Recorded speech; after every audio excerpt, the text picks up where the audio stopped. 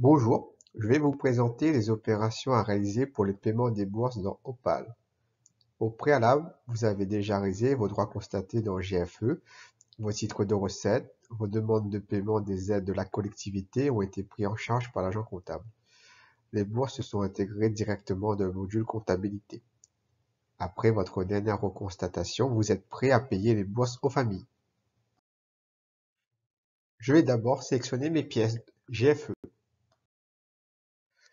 Je suis connecté avec mon profil agent comptable dans la sphère comptable. Dans Comptabilité, demande spécifique, je vais pouvoir sélectionner les pièces GFE pour les demandes de paiement.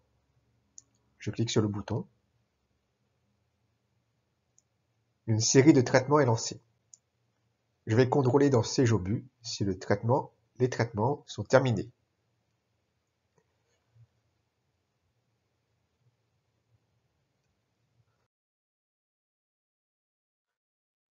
Je contrôle et je modifie si nécessaire mes pièces GFE. Maintenant, je vais pouvoir générer les demandes de versement.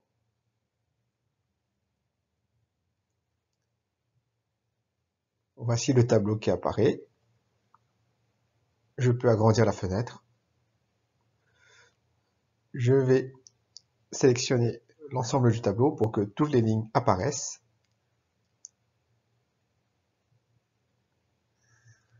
Je désélectionne.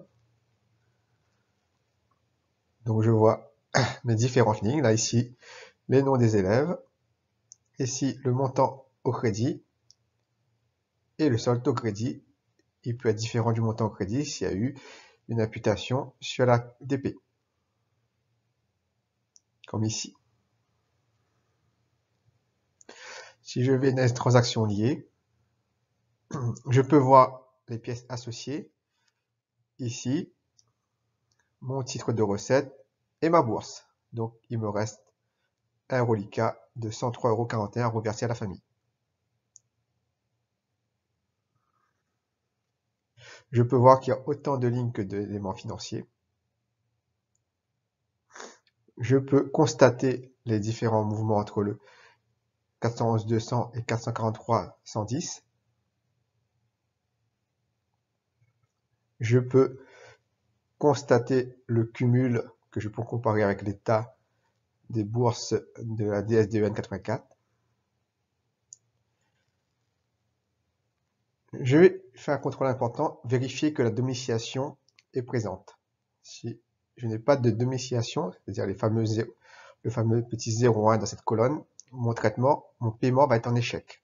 Donc je vais contrôler en faisant un classement. Donc là, je vois, j'ai une dizaine de familles sans RIB. Soit je peux les corriger directement. Je peux aussi faire un retraitement avec les filtres en mettant différent de 0,1. Et là, j'obtiens le même résultat, mais que les élèves concernés.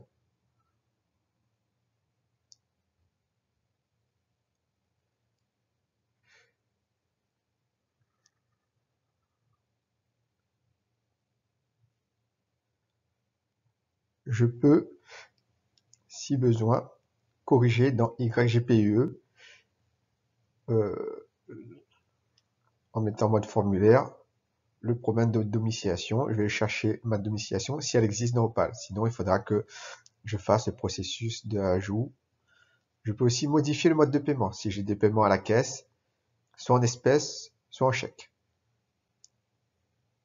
Ici, ne pas oublier d'enregistrer.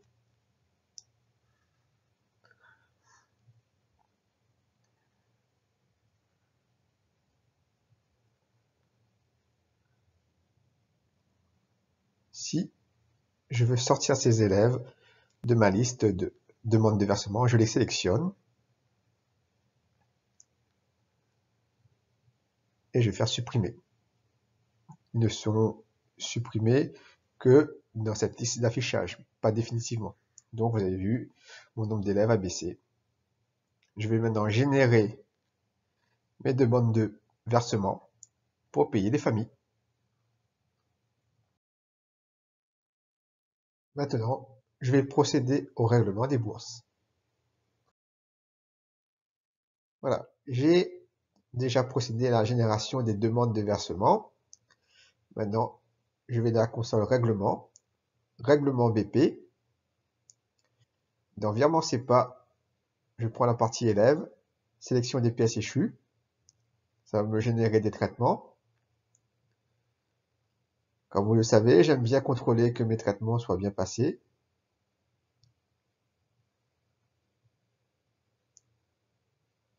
Ils sont à l'étape T, terminée. Pas d'erreur fonctionnelle sur ces traitements. C'est bon. Maintenant, je vais contrôler les pièces. J'ai la possibilité de faire un dernier contrôle. S'il faut sortir des élèves, corriger quelques éléments à ce niveau-là. Donc j'ai mes élèves à payer ici. Les 3 lignes. Donc je peux, si besoin, modifier la domiciliation bancaire, la compléter si elle manque ou la changer si j'ai une autre domiciliation bancaire.